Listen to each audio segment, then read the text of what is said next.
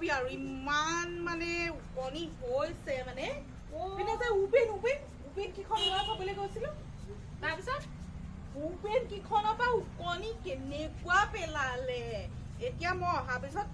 কণী মাৰিহে তত পাইছো ওলায়ে আছে হেৰ মানুহটো মূৰতো কণী ওলাই আছেগে ভাল হৈছে আৰু যা একেবাৰে সিদিনাখন মোক একে যি ফালিছে বৈ যাওঁ মই আগত নোযোৱা কাৰণে তই মোক হাঁহিছিলি মই কৈছিলো